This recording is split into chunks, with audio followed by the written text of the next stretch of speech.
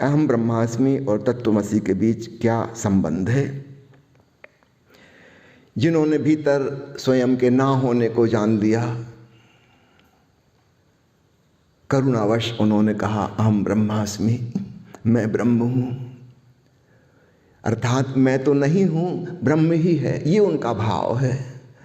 लेकिन जब भाषा में कहेंगे तो उसमें तो नियम है भाषा का, अकेला ब्रह्मास्मि तो नहीं कह सकते, वो तो ग्रामेटिकल मिस्टेक हो जाएगी, व्याकरण की गलती हो जाएगी। तो अहम जोड़ना पड़ेगा, मजबूरी है। आप समझना कैसे गलती शुरू होती है। वो कहना तो चाह रहे हैं कि ब्रह्म ही है, मैं नहीं हूं। लेकिन संक्षेप में कहना हो तो यही कहना होगा अहम ब्रह्मास्मि। चलो थोड़ी बहुत गलती सही। अब सामने वाला ये भी समझता कि बड़ा अहंकारी है, अपने आप को ईश्वर बता रहा है। अब देखना वो क्या बताने चले थे, वो सामने वाला क्या समझेगा। वो बता रहे थे कि मैं हूं ही नहीं, ब्रह्म ही है, आत्मा जैसी कोई चीज नहीं है, बस परमात्मा ही है। लेकिन जब कहेंगे अब भूल चूक शुरू हो गई। ब्रह्म है कहने में भी भूल है। कुछ लोगों ने इतना ही कहा, ओम तत्सत, इतना ही कहा कि वह, मैं शब्द नहीं लाए, कहा वह ओम है, इशारा किया। लेकिन फिर गलती हो गई। जब हम कहते हैं वह है, परमात्मा है, यहां फिर गलती हो गई, क्योंकि है का मतलब ही परमात्मा है। तो परमात्मा है कहने का मतलब हुआ है। इजनेस इज गॉडलीनेस, तो रिपीट करने की क्या जरूरत। वो कहना चाह रहे हैं कि जो है वह परमात्मा है। ये तो फिर लंबी बात हो गई। संक्षेप में कहेंगे तो यही कहेंगे कि परमात्मा है। भूल चूक हो गई, क्योंकि हम जिस प्रकार का होना जानते हैं वो तो अलग प्रकार का है। एक दिन मैं नहीं था, फिर मेरा जन्म हो गया, फिर एक दिन मैं मर जाऊंगा, फिर नहीं हो जाऊंगा। दो नहीं के बीच में एक है, हम ऐसा वाला है जानते हैं, जो पहले भी नहीं था, फिर अचानक प्रकट हो गया, फिर अचानक गायब हो गया। जिस बुद्धा भवन में हम बैठे हैं, एक दिन यह नहीं था, अभी है, फिर एक दिन ऐसा आएगा जब यह पुनः नहीं हो जाएगा, धूल धूसरित मिट्टी में मिल जाएगा। तो हम इस जगत में जो भी जानते हैं, जिसको भी हम कहते हैं है, वह पहले नहीं था और बाद में फिर नहीं हो जाएगा। वैज्ञानिकों ने गणना कर ली कि हमारा सूरज करीब 10 अरब साल पहले बना था और 5 अरब साल के बाद समाप्त हो जाएगा। ये उसकी लाइफ स्पैन है, 15 अरब साल। तो हम जो भी देख रहे हैं, जिसको हम कहते हैं है, उसके पहले भी नहीं था और बाद में भी नहीं है। जब हम कहते हैं ईश्वर है, अब यहां पे गलती हो गई। वो ऐसा वाला है नहीं है जो पहले नहीं था और बाद में नहीं हो जाएगा।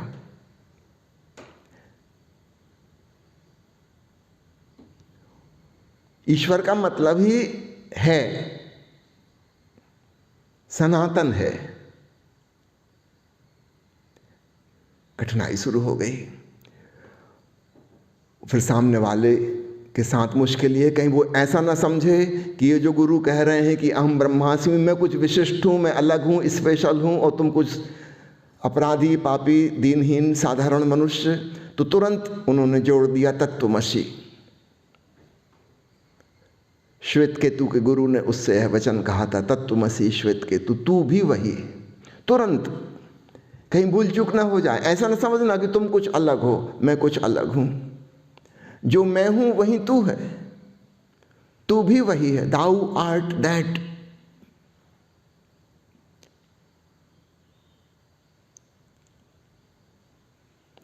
अभी भी संभावना है। शिष्य कहीं ये ना समझ ले कि गुरु बहुत स्पेशल हैं और मैं इनका स्पेशल शिष्य हूं। तो ये भी परमात्मा है, मैं भी परमात्मा हूं, तो बाकी सब साधारण लोग हैं। अभी थोड़े दिनों पहले मेरे पास एक महिला आई। वो शिष्या थी ब्रह्मर्षि सुभाष पात्री जी की। और उसने कहा कि जब मैं उनके पास पहुंची, उन्होंने कहा तत्त्वमसि, you are enlightened, you are an enlightened master. तब से मुझे बहुत घमंड हो गया है। मैंने कहा देवी जी, उन्होंने आपसे नहीं कहा अकेले, उनके पास जो भी आता है वो सबसे यही कहते हैं। कहने लगी नहीं, मेरे से तो स्पेशल उन्होंने कहा था कि यू आर एनलाइटेंड। मैंने कहा आप दूसरे शिष्यों से जाके पूछ लीजिए, सबसे यही कहा उन्होंने। अब देखते हैं मुसीबत, एक बिल्कुल सत्य वचन बोल रहे हैं वो, लेकिन परिणाम क्या हुआ? उल्टा हो गया। कहाँ तो अहंकार रहित हो जाना था इस बात को जानकर कि परमात्मा ही है, मैं भी वही हूँ, मेरे भीतर भी वही है, सबके भीतर वही है। उल्टा ही हो गया। उनको लगता है कि मैं कोई स्पेशल हूँ। ब्रह्मर्षि महर्षि पत्री जी ने सर्टिफिकेट दे दिया, सील मोहर लगा दी कि मैं अनलाइटेंड हूँ। मैंने कहा तुम मेरे पास आ जाना, मैं तुमको अनएनलाइटेंड कर दूंगा। यद्यपि मैं जो करूंगा वो गलत होगा, लेकिन करो क्या, गलत ऑलरेडी हो चुका। अब गलत को कैंसिल करने के लिए और गलत करना पड़ेगा।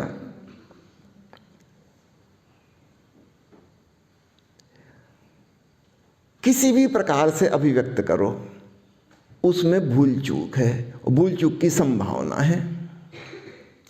तो अहम ब्रह्मास्मि तत्त्वमसि, उस एक परम सत्य की तरफ इशारा कर रहे हैं। इशारा पकड़ो तो सब सही है, दोनों बातें सही हैं। और जिन्होंने अहम और त्वम इनको हटाई दिया, दैट कहा, अभी हम गीत सुन रहे थे ना, हरिओम तत्सत, वो है थर्ड पर्सन में, मैं और तू आया ही नहीं इसमें कहीं। तत्सत वह है सत्य। अब इसमें एक गलती इसमें भी है, वह कहने से ऐसा लगता है कुछ दूर हमसे, डिस्टेंस क्रिएट हो गई। हर शब्द के साथ हमारे अपने कनोटेशन, अपने भावार्थ जुड़े हुए हैं। जो हम कहते हैं वह, तो ऐसा लगता है कुछ ऊपर, कुछ दूर। कुछ संतों ने इसका उल्टा किया, उन्होंने कहा यह, विशेषकर जापान के जैन फकीरों ने। ओशो ने अपनी एक किताब का नाम रखा है this very body the Buddha. This, यह। एक अन्य किताब का टाइटल है this very earth the lotus paradise. एक अन्य किताब का शीर्षक है दिस इज इट। न मैं कहा, न तू कहा, न वह कहा, दिस इज इट। एक अन्य किताब का शीर्षक है this this this 1000 times this. अद्भुत वचन। इट भी नहीं कहा, दिस इज इट कहने में भी ऐसा लगता है दो चीजें हैं कि यह वही है, मतलब क्या, जब यही है तो दिस दिस दिस, बस खत्म। इसमें निकटता लगती है, पास लगता है, दूरी का एहसास नहीं होता। बुद्ध ने कहा शून्य, शंकर ने कहा पूर्ण, उस एक की तरफ इशारा, लेकिन बड़ी कंट्राडिक्टरी बातें। सुनने में ऐसा लगेगा कि बड़ा विरोधी फिलॉसफी है, इसमें फिलॉसफी है ही नहीं, कोई फिलॉसफी नहीं है। जब शंकर कह रहे हैं पूर्ण, तो वे उसी की तरफ इशारा कर रहे हैं। जब बुद्ध कह रहे हैं शून्य, तो उसी की तरफ इशारा कर रहे हैं। वह पूर्ण भी है, वह शून्य भी है, दोनों इकट्ठा। पर इकट्ठा का हो तो और मुश्किल, बहुत कंफ्यूजन खड़ा हो जाता है। अधिकांश सद्गुरुओं ने एक पक्ष चुना, एक्सप्रेशन का एक ढंग, ताकि कुछ कंफ्यूजन ना हो। तो उनको सुनने वालों को कंफ्यूजन तो नहीं हुआ, लेकिन वो कट्टरवादी हो गए। ये नई मुसीबत खड़ी हो गई। वो कहेंगे बस यही बात सही, बाकी सब गलत है। सद्गुरु ओशो ने पहली बार सारी दृष्टियों को इकट्ठा हमारे सामने रखा। अब इसमें एक नई मुसीबत खड़ी होती है, कन्फ्यूजन की। जो समझदार व्यक्ति है वो तो हर इशारे में से पकड़ लेगा मुख्य बात क्या है, और जो ना समझ है वो तो कहेगा अरे ये तो सारी कंट्राडिक्टरी बातें हैं, कभी ऐसा कहते हैं, कभी वैसा कहते हैं, कभी कुछ और, कभी कुछ और, ये क्या है, कुछ समझ ही नहीं आ रहा। ये नई मुश्किल है। अगर डिफरेंट एक्सप्रेशंस इकट्ठे रखे जाएं, बहुआयामी दृष्टि, मल्टी डायमेंशनल एक्सप्रेशन,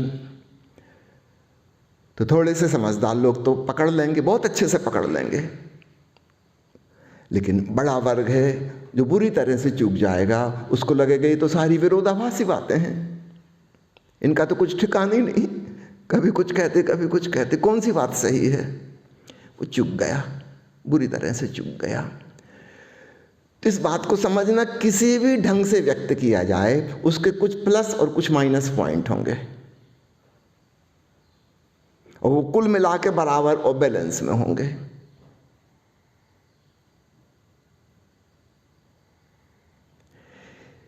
इसलिए हर व्यक्ति अपना अपना ढंग, अपनी रुचि रुझान के अनुसार एक्सप्रेशन देता है। एक्सपीरियंस एक ही है, वो मैं कौन हूं का एक्सपीरियंस एक ही है, लेकिन एक्सप्रेशन अलग अलग होंगे, और वो डिपेंड करते हैं कौन है कहने वाला और कौन है सुनने वाला। अगर अर्जुन इस प्रकार के प्रश्न न पूछता तो गीता में भगवान कृष्ण इस प्रकार के उत्तर नहीं देते जो हम जानते हैं। अगर कोई अन्य प्रश्न पूछने वाला होता तो उत्तर बिल्कुल दूसरे मिलते, सारी बात बदल जाती। तो एक्सप्रेशन केवल उस व्यक्ति पर निर्भर नहीं है जो कह रहा है, वो उन पे भी निर्भर है जो सुन रहे थे, उनको ख्याल में रख के बात कही गई। एक यूनिवर्सिटी के मैथमेटिक्स के प्रोफेसर को हम ले आए प्राइमरी स्कूल में, वो कहेंगे इन बच्चों को गणित सिखाइए, आप इतने बड़े प्रोफेसर हैं। अब इन बच्चों को देखकर प्राइमरी स्कूल के वो जो प्रोफेसर इनको पढ़ाएगा वो अलग होगा। ये वो वाली चीज़ नहीं हो सकती जो वो पोस्ट ग्रेजुएशन की क्लास में सिखाता था, उसको सिखाने का तो कोई मतलब ही नहीं। यहां तो बिल्कुल दूसरे ढंग से बात बतानी होगी जो ये छोटे छोटे बच्चों की पकड़ में आ सके।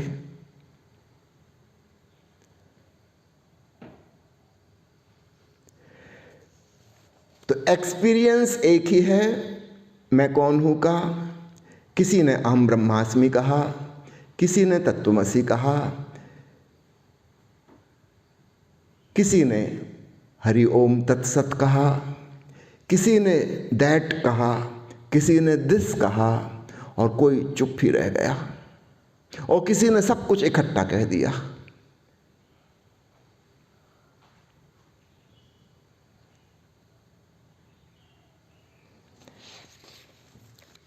अगला सवाल है, जन्म और मृत्यु के चक्कर में डालकर परमात्मा हमसे किस चीज का मजा लेना चाहता है? बस यही मजा लेना चाहता है कि हम धीरे धीरे परिपक्व बने, प्रौढ़ बने, मैच्योर बने। जैसा कि पुराने लोग कहते हैं कि आवागमन के चक्कर में डाल के हमको सजा दे रहा है, पिछले जन्मों की कर्मों की सजा। चलो आपने कम से कम अच्छा सवाल पूछा है कि किस चीज़ का मजा ले रहा है, लेकिन इसमें भाव वही छुपा है कि हम सजा भुगत रहे हैं, वो मजा ले रहा है। नहीं, पहली चीज़ तो वो और ये अलग अलग नहीं है। किसी ने हमको भेजा नहीं है, हम अपनी कामना की वजह से आए हैं, किसी ने नहीं भेजा, कोई मजा नहीं ले रहा। हम कोई शौक चढ़ा था कि मजा लें, तो कर लो मजा। हाँ, ये अलग बात है कि मिलती है सजा, तो धीरे धीरे धीरे धीरे सीखो। और क्या उपाय हो सकता है?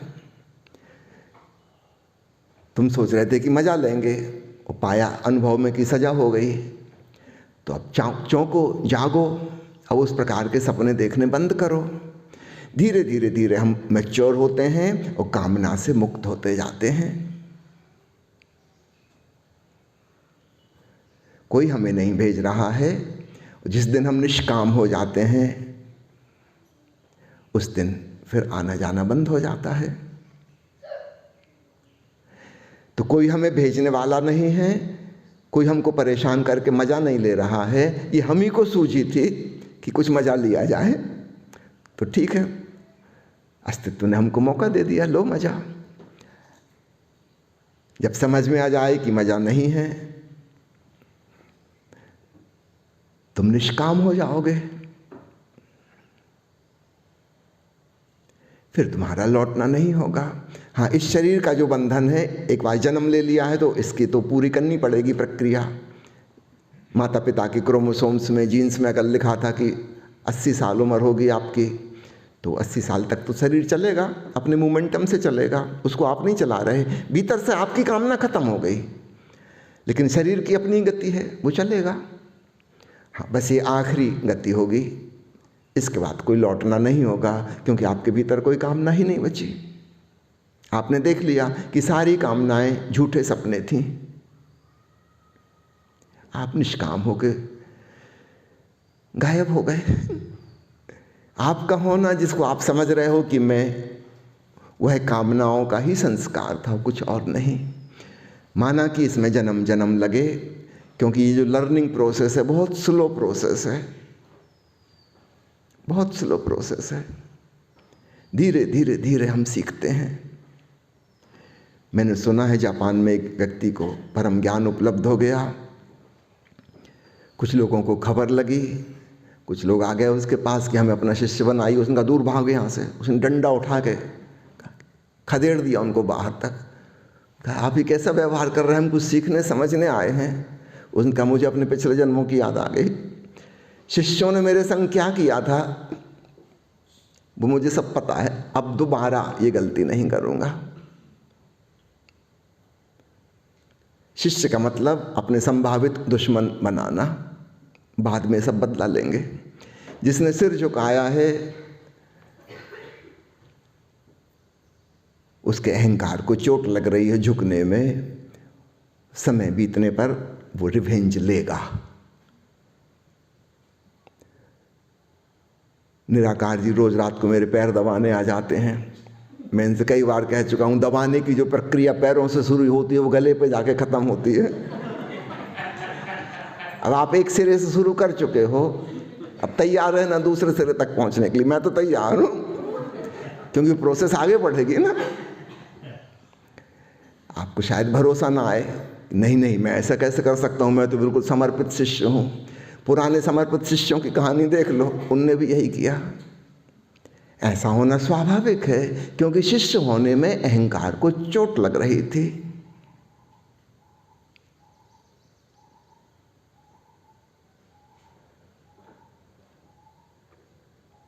कल रात को एक SMS मेरे पास आया, सुबह ऑनलाइन उन्होंने अटेंड किया होगा, तो उन्होंने पूछा है कि भक्ति आप कहते हो सुगम है, नारद मुनि कहते हैं सुगम है, हमको तो बहुत कठिन लगती है।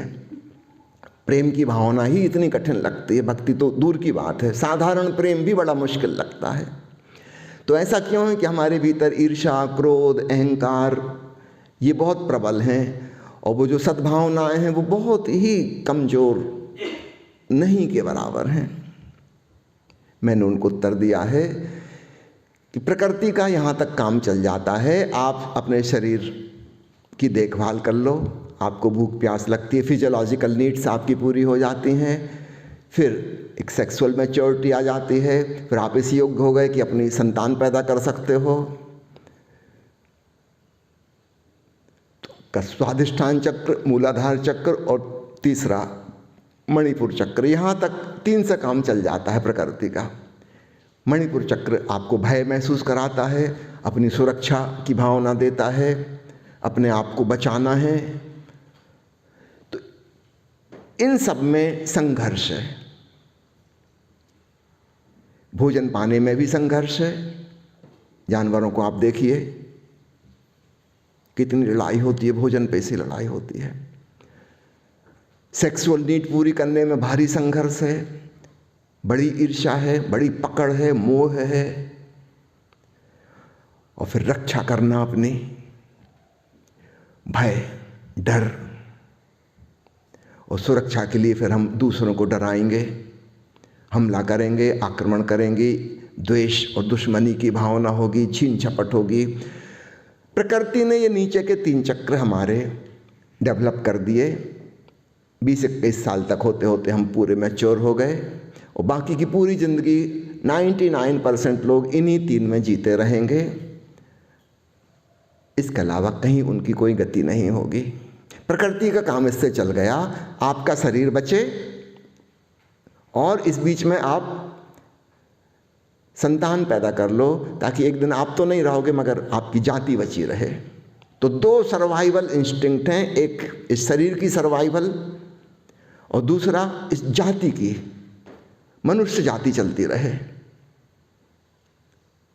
हम इंडिविजुअल तो गायब हो जाएंगे, बस यहाँ तक प्रकृति का काम खत्म हो जाता है। इसके आगे अगर कोई विकास करना है ऊपर के चक्रों का तो आपको स्वयं करना होगा, प्रकृति को उनकी कोई ज़रूरत नहीं है। आप चाहोगे तो आप प्रेमपूर्ण, मैत्रीपूर्ण, श्रद्धापूर्ण, भावपूर्ण, भक्तिपूर्ण हो पाओगे, आप नहीं चाहोगे तो कभी नहीं होगे। प्रकृति ऐसी कोई अपॉर्चुनिटी आपको नहीं देती। परिवार ने, समाज ने, राजनीति ने, शिक्षा प्रणाली ने हमको कंपटीशन सिखाया, दूसरों से आगे निकलना सिखाया, प्रतियोगिता सिखाई, अर्थात सब हमारे दुश्मन हैं, इनको किसी प्रकार से पीछे पछाड़ना है और आगे निकलना है और अपने आप को एस्टेब्लिश करना है। सभी शत्रु हैं। तो शत्रुता की भावना तो बहुत प्रकृति ने इंतजाम किया उसका। हर चीज में संघर्ष, छीन झपट, हिंसा।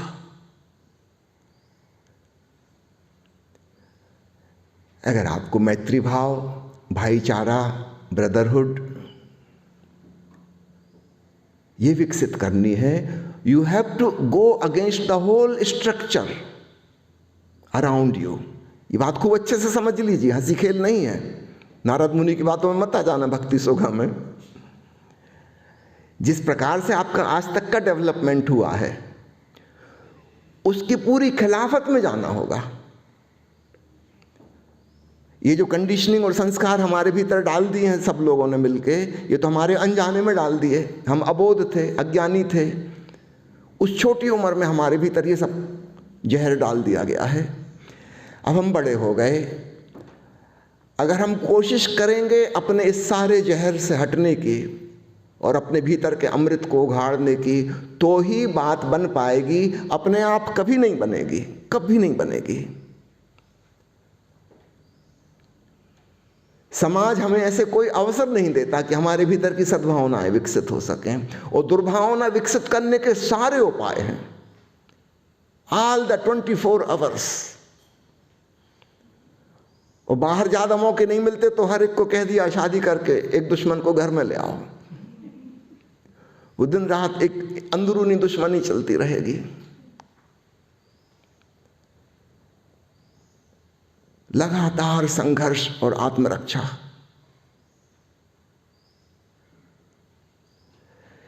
इस बात को खूब अच्छे से समझ लो। प्रकृति ने, समाज ने जिस प्रकार का इंतजाम किया है उसमें हमारे भीतर के नीचे के 3 चक्र डेवलप हो जाते हैं। बस हम एक पशुवत जीवन जी लेते हैं, बस उससे आगे कुछ नहीं। ऐसा सब जानवरों के संग है, वही मनुष्य के संग भी है। लेकिन हमारी असली मनुष्यता की शुरुआत होती है जब हम कम से कम 4थे चक्र पर आ जाएं। वहां से स्टार्टिंग पॉइंट है। कि कितना कठिन है आप सब भली भांति जानते हैं, कितना कठिन है।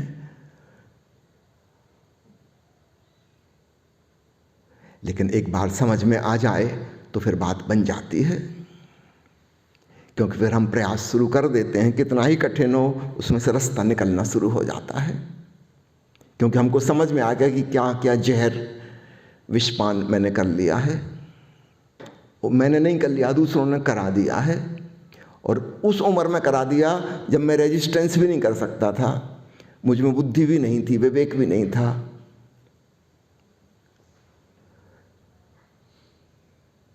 और दुनिया में अरबों लोगों को तो बड़े होके बड़ी उम्र में भी विवेक नहीं आता, तब भी उनको समझ में नहीं आता कि वो बचकानी चाइल्डिश खेल में लगे हुए हैं। वही अहंकार की दौड़, धन, पद, प्रतिष्ठा, डोमिनेशन, छोटे तल पे, चाहे घर में, चाहे बड़े तल पर संस्थाओं में, और बड़े तल पर देश में, और बड़े तल पर अंतर्राष्ट्रीय स्तर पर, खेल वही चल रहा है।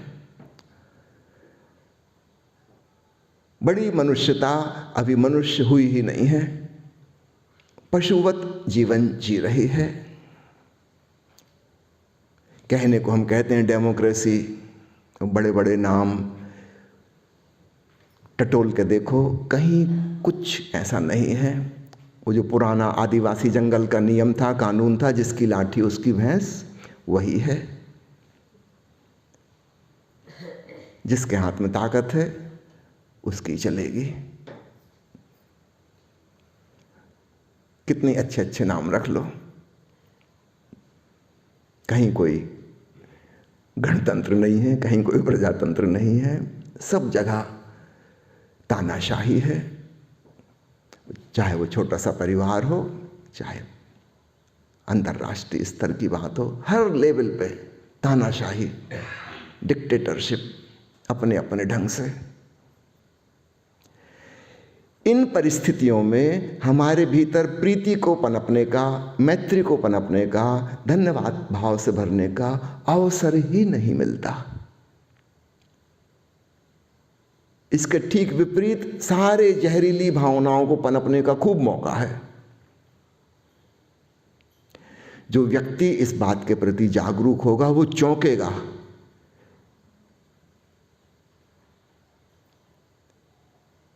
और उस चौंकने में वो जो विष झड़ना शुरू हो जाएगा और हमारे भीतर का शुद्ध सोना निखरना शुरू हो जाएगा। ये हमारी पर्सनल इंडिविजुअल रिस्पॉन्सिबिलिटी है, अपनी अपनी। समाज जो कर सकता था वो उसने कर दिया है, वो तो सब उल्टा सीधा काम था। अगर हमको अपने जीवन को संवारना है, एक मनुष्य के तल पर हमें आना है, एक सचमुच का आदमी बनना है, जानवरों से ऊपर हटकर, तो ये हमको ही करना होगा।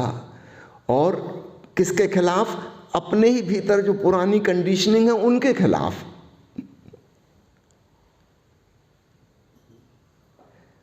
इसलिए कठिन है। किसी और से लड़ना होता तो हम लड़ भी लेते। हमारे भीतर बड़ा दुसंग चल रहा है।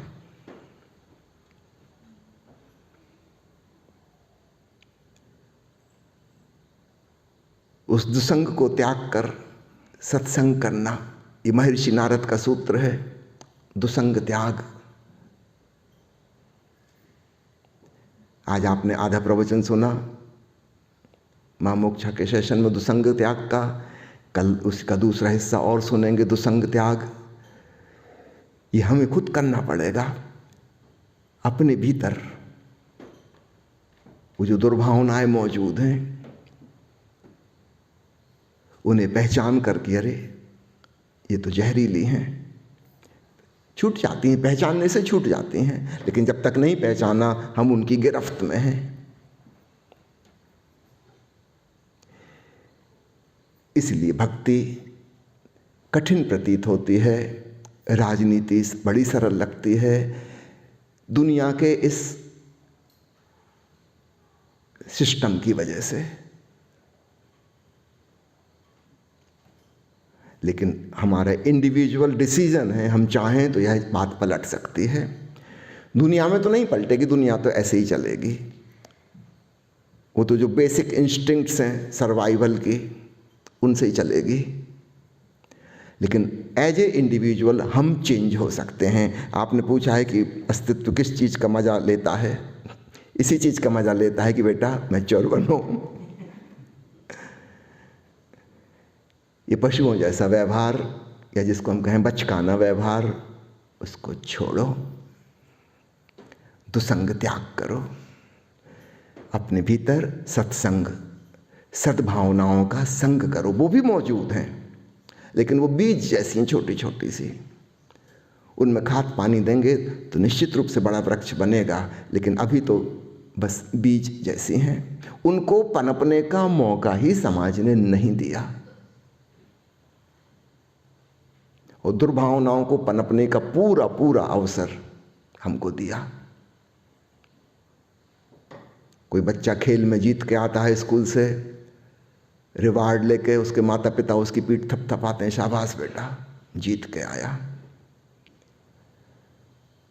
उनको पता नहीं उसके भीतर कितना जहर घोल रहे हैं। ये जीतने की भावना लेकर जिंदगी भर दौड़ता रहेगा। हम कहते जरूर हैं कि हम बुद्ध के शिष्य हैं, कि हम महावीर की पूजा करते हैं, सब झूठी बकवास है। हम हिटलर के शिष्य हैं, हम सिकंदर के पुजारी हैं। लेकिन हम इतने झूठे हैं कि हम साफ साफ बात बताते भी नहीं। हमारी सारी भावनाएं वही हैं जो हिटलर और सिकंदर की हैं। हमारे एक्चुअल आदर्श वो हैं, और हम इतने बेईमान हैं कि हम मंदिर में बुद्ध और महावीर की और राम की प्रतिमा लगा के बैठ जाते हैं। हम धोखा देते हैं कि हम इनके पुजारी हैं। उनसे तो हमारा कोई तालमेल ही नहीं है, कोई तालमेल नहीं है। हमारी सारी भावनाएं तो सिकंदरवादी हैं, हिटलरवादी हैं।